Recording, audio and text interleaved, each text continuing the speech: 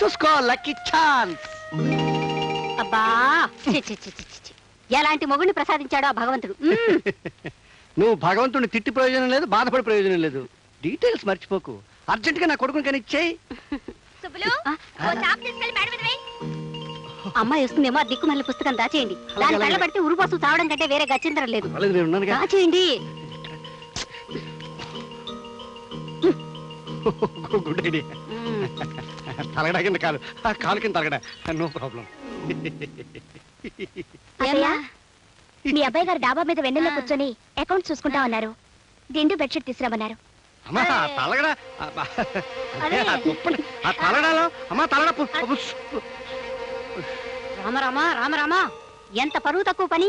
ఈ దిక్కుమాలి పుస్తకాలు ఇంట్లో తీసుకురావద్దంటే వినిపించుకోరు మీరు. ఇప్పుడేమైనా చూడండి. ఏమైంది?